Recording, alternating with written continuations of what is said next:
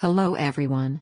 Today, I would like to introduce you to how we can improve digital twin modeling using machine learning. Ever since the dawn of humanity, we have strived to find meaning in the world around us and understand what is happening, and how to use it. Some examples of this include the domestication of animals, or using fire to our benefit. In this era of technological advancement, this sentiment is further expressed via digital twin modeling. Digital twin models are mathematical models of physical objects or processes. A great example is this CAD model of a guitar, which captures the spatial and mathematical attributes of a guitar. Different models, like this guitar, can be generated, and even improved, through the combined use of machine learning. The first type of machine learning we will discuss is supervised machine learning. This uses data gathered from experimentation to develop a defining path or function. The next type is unsupervised machine learning, which takes a real-time data input and uses it to capture patterns. Both of these methods can be used conjunctively like so. Here supervised machine learning takes existing data to develop a very good estimate of the path. And then unsupervised machine learning uses the same inputs to improve the model further. To demonstrate this process, let us examine some types of modeling. The first type of modeling is graph-based modeling, which is where we take large complicated systems and distill it down to subcomponents and their connections between these. This requires a strong mixture of supervised and unsupervised learning.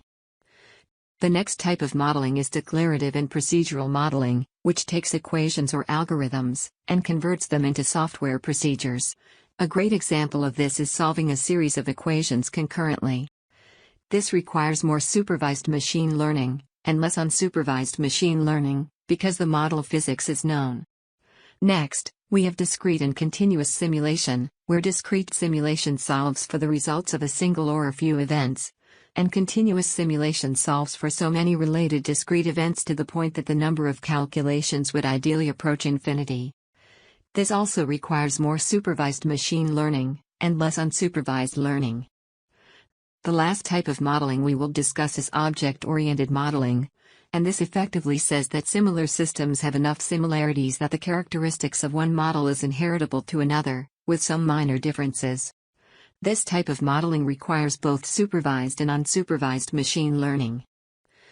Now, let us examine some simulation examples where these types of modeling and machine learning are relevant. The first example is fluid structure interactions. This type of simulation models the interactions between fluids and solids when one is in motion relative to another. A perfect example of this is airflow over an airplane wing, as shown here. To complete FSI, you need graph-based modeling, declarative and procedural modeling, and discrete and continuous simulation. This is so because the fluid and solid act as different mediums. So we need to model their interactions, with the fluid and solid being subcomponents of a larger systems model. The other two types of modeling allow us to solve governing equations concurrently and also analyze time histories of their interactions and different impacts. This means that you need both supervised and unsupervised machine learning as a result. The next example is magnetofluid dynamics. This type of simulation models the flow of fluids through electric and magnetic fields. A perfect example of this is geophysics, where the Earth's metallic core has a magnetic field that impacts magma flow within the mantle. Because electromagnetism and fluid flow occur in the same fluid medium, you would only use declarative and procedural modeling, and discrete and continuous simulation to complete simulation. As a result, you need more supervised machine learning, and lesser amounts of unsupervised machine learning. The next example is pricing financial derivatives and options, which is part of technical analysis and financial engineering. This process involves the use of historical data, like the provided Apple stock price data, in order to predict stock patterns in the future. Because of the relatively random nature of stock prices over time, we cannot truly simulate the future price of the stock using discrete and continuous simulation, in conjunction with stock models. Because the origin of the stock itself does not change over time, however, we can assume the stock at different times is approximable using an object-oriented model, as it may maintain many of the same behaviors that are present in its history. As a result of this, you would need to use supervised and unsupervised machine learning. With some examples demonstrated, I will now discuss the benefits of improving simulations of digital twin models. First, let us compare costs. For example, the 2 stages of the prototyping process requires at least 4 prototypes to be developed, but often way more than this end up being made. Across the myriad of companies manufacturing products, there is a lot of room for further profit generation. By improving simulation, you can require less prototype iteration, therefore saving profits all around. Also, from a sustainability standpoint, less prototypes mean less materials are used, and therefore less materials are scrapped. To improve the sustainability of simulation, we can invest further into cloud computing and using renewable energy to run the computations.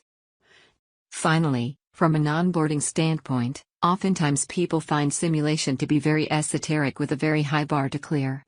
This is because simulation can be very hard to visualize.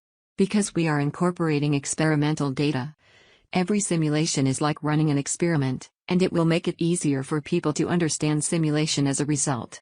Next, now that we are interpolating data, solutions will be reached much quicker and more efficiently, which enables more people with all types of computers with a processor to run simulations more efficiently, removing much of the monetary bar that exists now.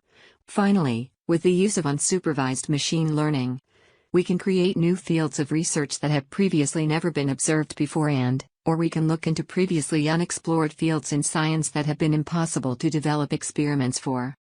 Thank you very much for watching this video. My name is Ahishekram. I am deeply interested in the intersection of machine learning with different fields of study in engineering and their use in optimization.